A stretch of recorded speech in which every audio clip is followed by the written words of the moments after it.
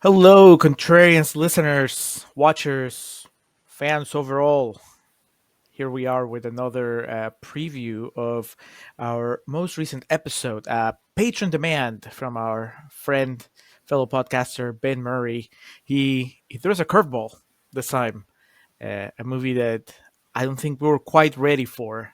Uh, but we watched it. It's rotten, so we gave it the Contrarians treatment and talked about it as if it was a fresh movie. And then there was some real talk where we got real. It's Will he the be our friend afterwards? Because it sounds it's, like he likes this movie a lot. So yeah. And I mean, it is a complex conversation, dude.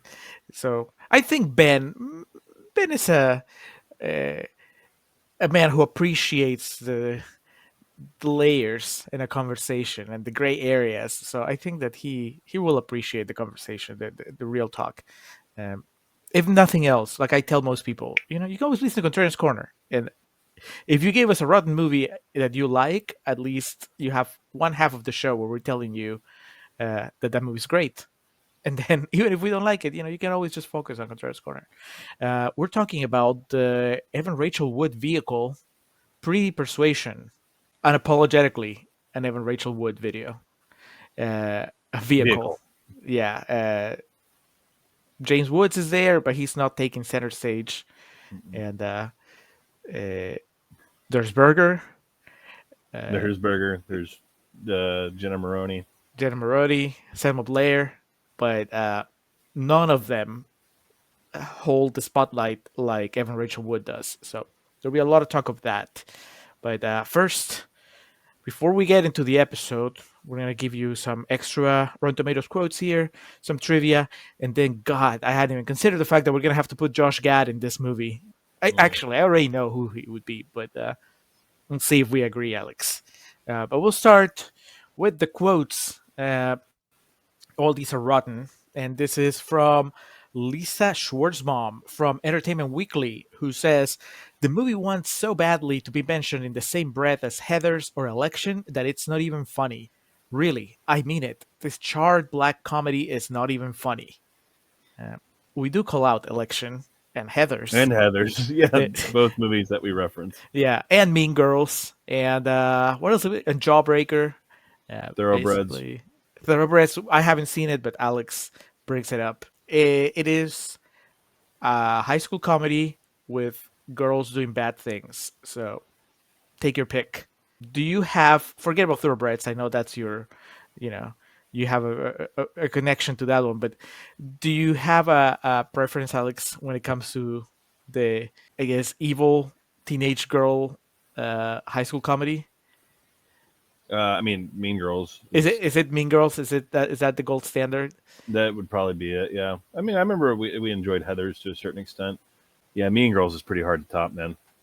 Uh, are you eager for a sequel where they revisit all the Mean No, Girls as adults? no. It's happening.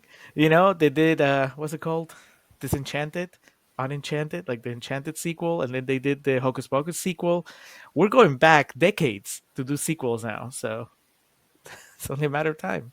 I haven't seen either of those, so I doubt I would see Meaner Girls. Meaner Girls.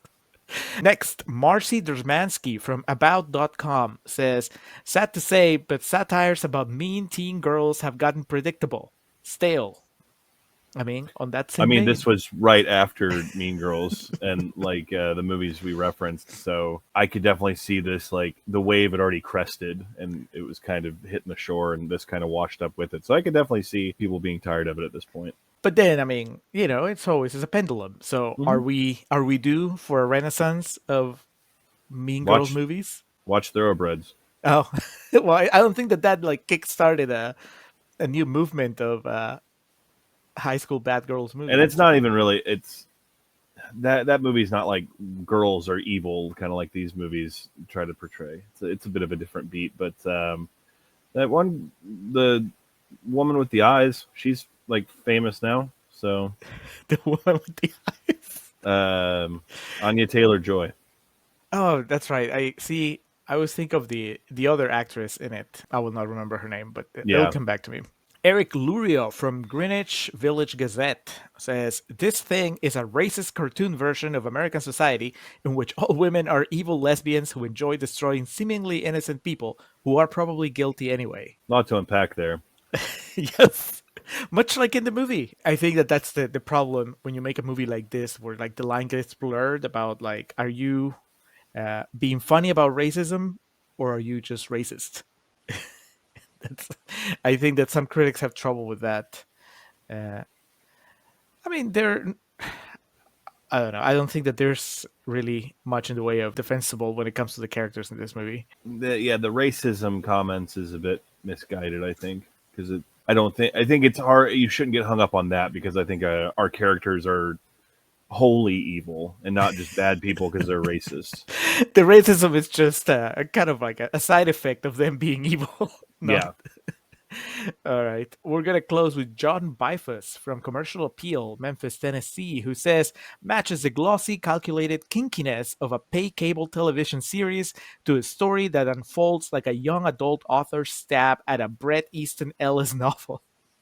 I'm annoyed. Kafkaesque. That's a dated review. A pay cable TV channel, like their series. Yeah. Not Bret Obviously, Easton Ellis. He's timeless. yeah. Obviously, for our younger listeners, what he's referencing are shows like The Sopranos and Sex and the City, and I'm trying to remember what Showtime had, like The Wire, things like that. And we talk about in the episode, we go a bit further into it. Definitely feels like a first draft of a movie. Like there wasn't really discussion had about some of the aspects to it. Unrelenting id. Fuck right off. Yeah. So they just came in and was like, what frustrations do we have with America and young people and adults? Okay, let's just vomit it all into a screenplay, and then let's just shoot it. Let's not go through any sort of editing process.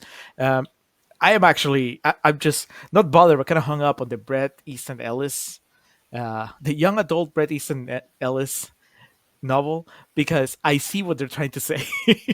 And it's not like I'm a Bret Easton Ellis connoisseur, but I read American Psycho, and I've read like excerpts of like his other books, and I'm like, I get it, he's and I watched Rules of Attraction, Mm-hmm. and but then this movie is like that, but also let's pull it back and make it like, let's make the kiddie version, but the kiddie version is still pretty disturbing. Yeah. So I appreciate what you're saying, John Bifus, but it also, you come across like a pretentious critic. So sorry. Now, Alex, before we go to whatever trivia you have in store for us, Josh Gad in Pretty Persuasion, I guess he would have to be. the friend, right? Like I instantly thought the friend, the dumb lawyer friend. Yeah, the guy who played Josh Zuckerman, the kid from Sex Drive, is the character's name. Yeah, it would have to be. Because he's I mean, not that everybody here is in a way comedic relief, but it's he's the sidekick. He gets a couple of like pratfally scenes with like the glass and the Yeah, and yeah, because you couldn't buy him as Troy, the dickhead that like breaks up with what is it, Brittany.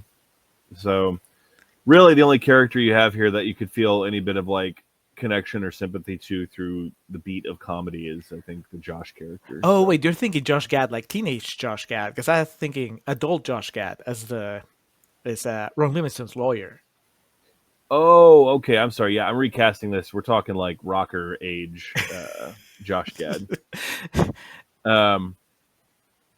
Okay, in that case, if we're doing like if it's being made tomorrow, I'd make him the principal because he just has a few scenes and there's like some comedy to it.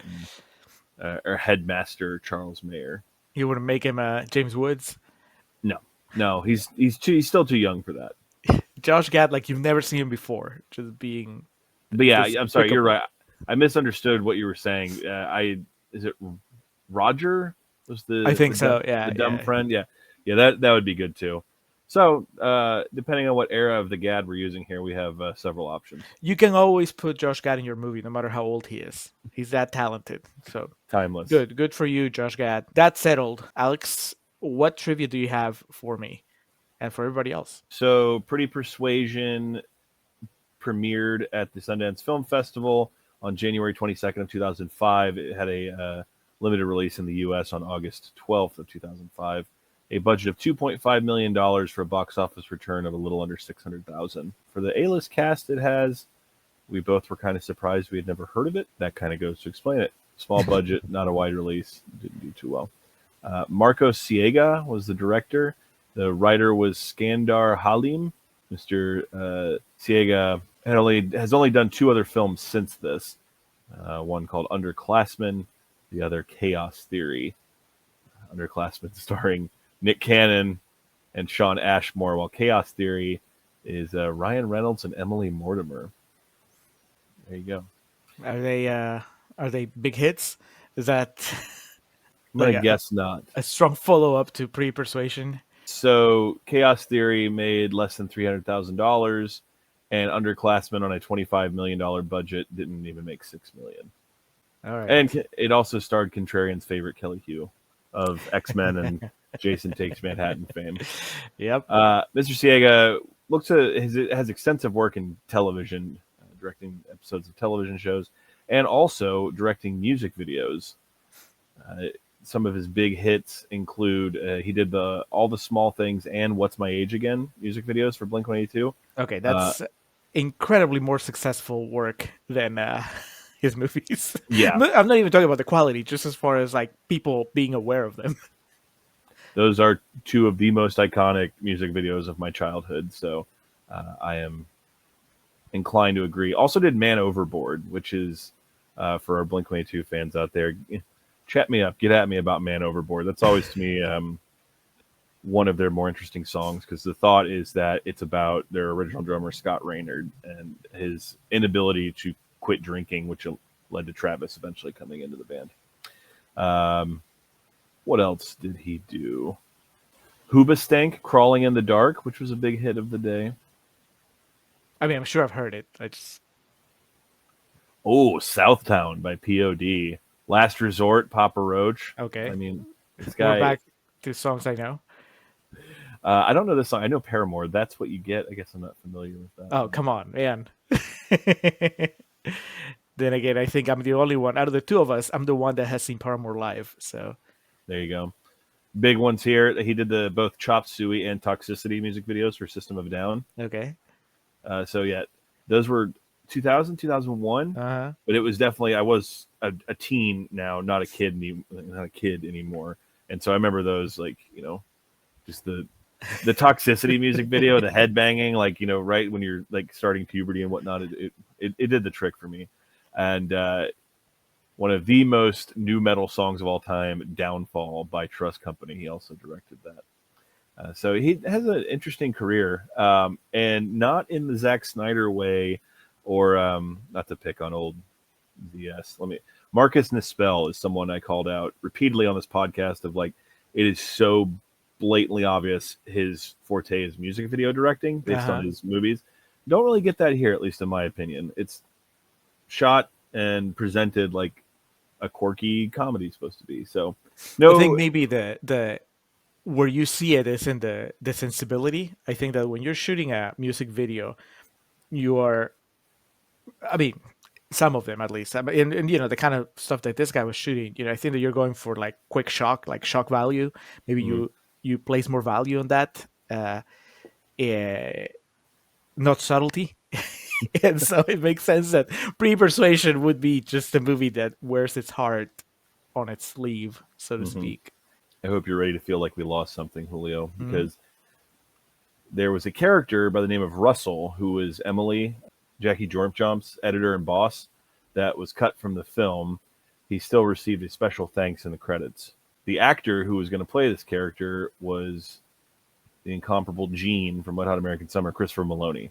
Oh, so imagine if you can, I invite you to consider an even more star-studded lineup in this film. We'd just be waiting for him to come back. You see him in one scene, and we're like, when does Maloney come back? Where is Christopher Maloney? What could Christopher Maloney be doing? Evan Rachel Wood has said that she based Kimberly Joyce on an actual girl she knew in high school who would, quote, stab you in the back with a smile on her face. I mean, everyone knows a fucking asshole or bitch from high school. When Jane Krakowski did her bra and panties scene, she asked that all the crew that worked the shot be without a shirt. Something about that with Swordfish. If you go back to that episode, I think we talked about something like that. Yeah. I mean, that's cool. As long as everybody was okay with everything that was happening on that set. Yeah, I mean, I'm super self-conscious about my upper body, so I would have kept like an undershirt on. But Like, I, Jane, I I'll see you on the other side of the scene. yeah, that's it. I could just excuse myself from the room. It's like, Yeah. yeah, that's fine. Definite sign of the times. The film achieved an amount of exposure on the internet after a short lesbian scene was leaked. So I'm assuming, I mean, there's only one. minor spoiler, it would have been the scene with Evan Rachel Wood and Jackie Jump, and that's so early to mid 2000s. You know, it was on Kazaa. I mean, hey, I would be lying to you if I said that I didn't go online and find the three-way scene from Wild Things. It was just kind of how things worked a little bit then. You got to try harder these days to go viral. Can't just rely on a sex scene or two in your movie. Yeah, and it's gotten to the point where I don't think this generation of youngsters finds the same like novelty in it. And by novelty, I mean just like, oh man, it's people from the movies naked or having sex or something like that. They're spoiled by the fact that everything is just handed to them. Yeah, you can have any porn video in the history of pornography in 2 seconds with this square that you keep in your pocket.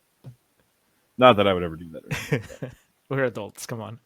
All right, and then lastly, Jenna Malone was in the running for the lead as Kimberly, but eventually lost it to Evan Rachel Wood.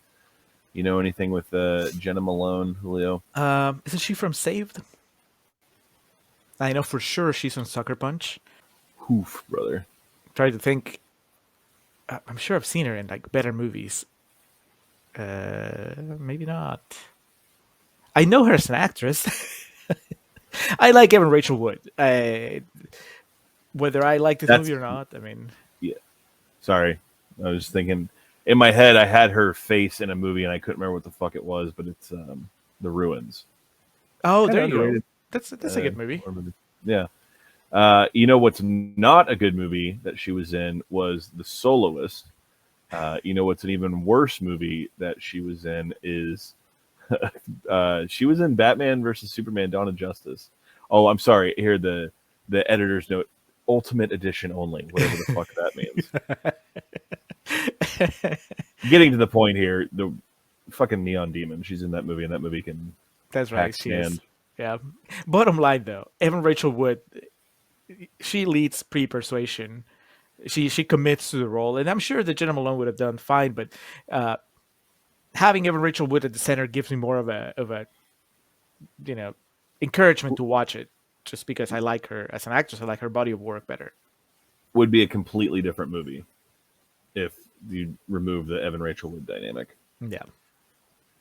Do with that information what you will, or just listen to the episode. Yeah, you'll get your answers there. I know we're sounding pretty ominous about the real talk part, but first off. Like I said earlier, just listen to Contrarians Corner because you know what you're going to get. You're going to get us being positive about it. And then, yeah, real talk, we'll see.